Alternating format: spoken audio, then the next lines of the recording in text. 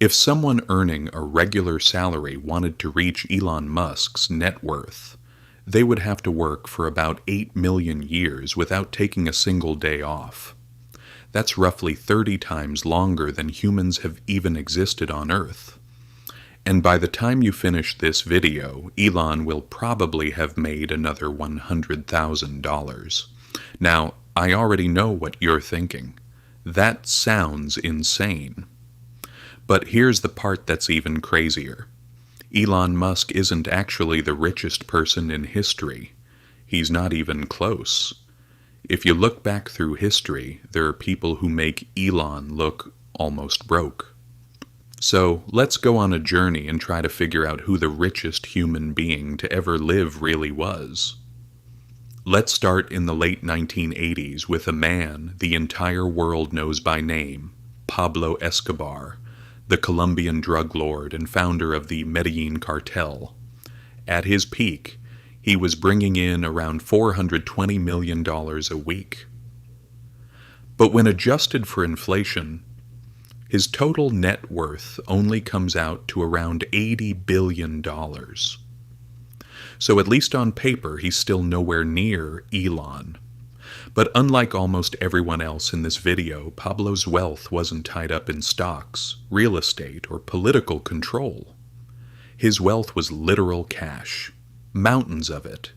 He had so much money that he reportedly spent around $1,000 a week on rubber bands just to hold the stacks together. And because so much of it was hidden in warehouses and fields, rats would chew through it, costing him around $2 billion a year. So, no, Pablo Escobar probably wasn't the richest person in history overall. But if we're talking about actual physical cash, he may have been the king. Now let's rewind a little further, because the next kind of wealth looks completely different. The year is 1945. World War II has just ended. In America, millions of soldiers are returning home to a blue-collar economy where a single income can support an entire family. The American dream is alive and well. But what about the rest of the world? In the ruins left behind by war, we find one of the most powerful and arguably wealthiest men to ever live, Joseph Stalin. The communist leader of the Soviet Union had very little interest in money itself. He was known for owning almost nothing, personally, beyond his pipes, books, and plain military uniform. He definitely lived better than the average Soviet citizen, with access to food and comfort, but he wasn't exactly surrounded by luxury. His pay records suggest he earned the modern equivalent of around $30,000 a month. But according to his son, Stalin often just let the checks pile up on his desk, and he may not have even had a savings account. So why is Stalin considered one of the richest people in history if he technically had almost no money? Because he didn't need money. He already controlled the entire state.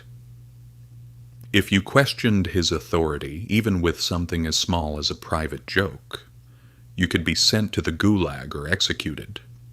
Stalin's grip on power was so absolute that when he suffered a fatal stroke, nobody called a doctor for 12 hours, because they were too afraid of what might happen if he woke up and found out they acted without orders. So even if he looked broke on paper, Stalin effectively controlled an economy that would be worth around $10 trillion today.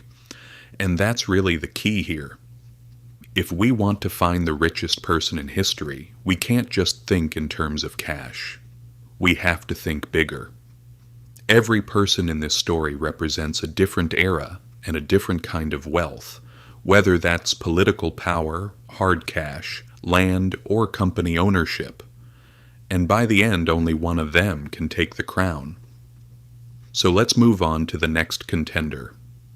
In 1909, Adolf Hitler was homeless. He had moved to Vienna to chase his dream of becoming an artist, but things were not going well.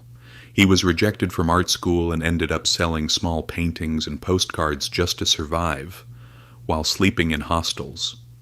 Later, after serving in World War I and becoming politically active, he tried to overthrow the government by force. That failed, and he was sent to prison for 9 months. During that time he wrote Mein Kampf. When he was released in 1925, the book sold only moderately well at first. But, as Germany's economic and political situation got worse, interest in the book grew. And once Hitler came to power in 1933, it was suddenly everywhere. Around that time he realized he had access to what basically felt like developer mode. He ordered the government to buy 6 million copies of his own book and distribute them to soldiers, civil servants, and newly married couples. Then he made himself tax-exempt and avoided a tax bill worth around $2 million. His next move was to copyright his own image, which meant he earned royalties from every postage stamp in Nazi Germany that featured him. He also copyrighted his speeches, so that when newspapers printed them, he got paid. Those passive income streams made him millions. By the end of his life, Mein Kampf had sold around 10 million copies. Which sounds huge, until you realize Frank outsold him roughly 3-1. But Hitler had one more source of income. Between 1933 and 1945, it's estimated that he received more than $5 billion in donations from supporters, much of it coming from wealthy businessmen. That's a staggering amount of personal wealth to pull from a political position. But his true power came from military domination. At its peak in 1942, Nazi Germany controlled nearly all of Europe, stealing hundreds of billions in resources and forcing millions into labor. Through conquest alone, Hitler commanded resources worth around $3 trillion in today's money, but before dictators, there was a man building a very different kind of empire. Henry Ford had a realization: if you pay workers more and let them rest, they're less likely to revolt.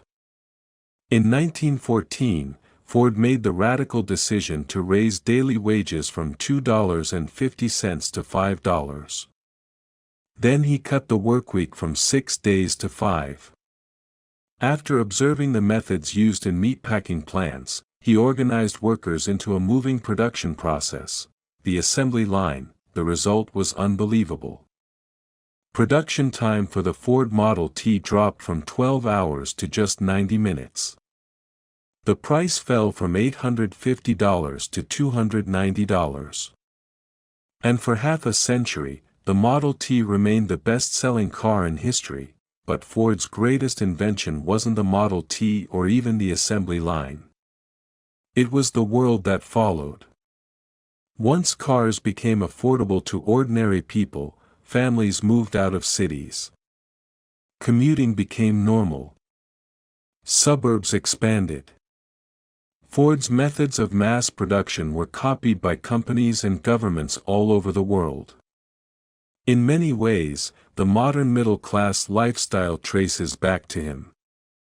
So even though his personal fortune was only around $200 billion in modern terms, his influence was so massive that some people would argue he deserves a place near the top. Still, Ford's rise only happened because of the men who came before him. It's the late 1800s. The telephone, telegraph, and light bulb are being invented. Pollution is everywhere. Child labor is legal. Regulations barely exist. Long hours and dangerous equipment are just part of the job. The stage is perfectly set for raw industrial capitalism. 3 men defined this era. First was Cornelius Vanderbilt, who dominated the railroad industry and died with more money than the U.S. Treasury. Then there was Andrew Carnegie, who made a massive fortune in steel before spending the rest of his life giving it away. And then there was the richest of them all, John D. Rockefeller. In 1870, Rockefeller founded Standard Oil. He crushed competitors through efficiency, innovation, ruthless strategy, and yes, a lot of dirty tactics. By the 1880s, he controlled around 90% of America's oil refining. But in 1911, the U.S. Supreme Court declared Standard Oil an illegal monopoly and ordered it broken up into 34 separate companies. Sounds like a disaster, right? Like the kind of thing that destroys a man's fortune and leaves him broke. Not exactly, because Rockefeller owned shares in all the new companies, and when those companies exploded in value, he became even richer. The breakup actually helped turn him into the world's first billionaire. At his peak in 1913, he was worth around 2% of all U.S. GDP. In today's money, estimates usually put his personal fortune somewhere between $400 and $600 billion, which makes him one of the strongest candidates for the richest person ever. But before the robber barons, there was a family financing entire empires. The year is 1744. The United States does not exist yet. Life expectancy is about 30. Cities are dirty, crowded, and dangerous. The pond got way, way bigger, and today, Elon Musk is the biggest fish in the biggest pond humanity has ever built. On top of that, his fortune is personal, documented, and verifiable. Unlike ancient rulers such as Solomon, his wealth doesn't depend entirely on stories written centuries later. Unlike dictators and emperors, it doesn't vanish the second he loses political office. It's tied to companies, shares, and a modern financial system that can be measured in real time. And let's be honest, he has access to technology that ancient kings would probably interpret as literal magic. So if we're talking about personal, verifiable, modern wealth, Elon Musk has a very strong case for being the richest person in history with his roughly $400 billion fortune today, and eventually, someone will probably become even richer. But if history tells us anything, it's that when that happens, the rest of the world will likely be richer too.